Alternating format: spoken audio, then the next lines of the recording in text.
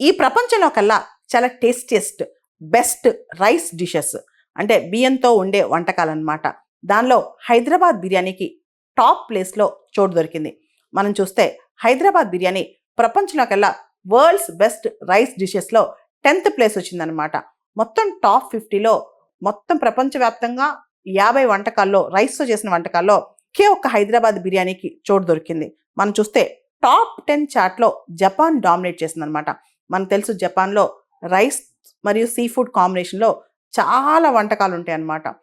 ఈ వంటకాలన్నింటిలో మనం చూస్తే జపాన్ టాప్లో ఉంది రైస్తో చేసిన వంటకాల్లో. దాని తర్వాత మనం చూస్తే కెన్యా కావచ్చు, పెరు కావచ్చు, హైదరాబాద్ వీటికి కాస్త చోటు దొరికిందనమాట. ముఖ్యంగా మనం బాగా స్లోగా కుక్ చేసి స్పైస్తో లేయర్ చేసిన హైదరాబాద్ దమ్ బిర్యానీకి అత్యద్భుతమైన చోటు దొరికిందని చెప్పొచ్చు అనమాట. హైదరాబాద్ బిర్యానీ ప్రపంచవ్యాప్తంగా చాలామంది ఇష్టపడతారు. ఇదొక ముఘల్ కుకింగ్ స్టైల్ అని చెప్పొచ్చు అనమాట. ముఖ్యంగా ఇక్కడ చూస్తే కనుక ఏదైతే మీట్తో వండుతారో హైదరాబాద్ బిర్యానీ, మటన్ కానీ చికెన్ కానీ ఈ స్లో దమ్ కుకింగ్కి చాలా పాపులారిటీ వచ్చింది ప్రపంచవ్యాప్తంగా. హైదరాబాద్ బిర్యానీతో పాటు టాప్ 10లో టేస్ట్ అట్లాస్ వాళ్ళు రిలీజ్ చేసిన టాప్ 10 బెస్ట్ వంటకాలు రైస్తో చేసిన డిషెస్ కనుక మనం చూస్తే చాలా వరకు జాపనీస్ వంటకాలే ఉన్నాయన్నమాట. మొదటిది నెగి తొరదోన్. ఇది జపాన్ వాళ్ళ చాలా ఫేవరెట్ రైస్ బౌల్ లాంటిది అనమాట.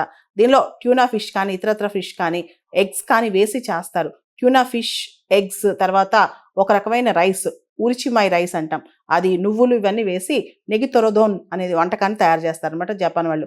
ఇది వాళ్ళ రైస్ బౌల్. తర్వాత సుషి, ఇది జాపనీస్ రైస్ డిష్ అనమాట.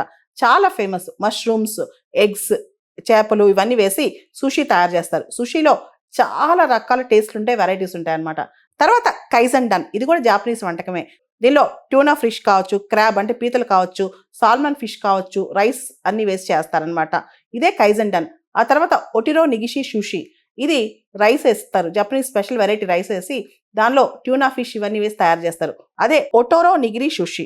ఆ తర్వాత అర్రోజ్ తపాదో, ఇది పెరు దేశం వంటకం. దీనిలో rice, beef, eggs, tomato, carrot, onions ఇవన్నీ వేస్తారు. దీనిలో రైస్ అనేది చాలా స్పెషల్ రైస్ కూడా వాడతారనమాట. అర్రోజ్ తపాదో. అర్రోజ్ అంటే స్పానిష్ భాషలో రైస్ అని అర్థం.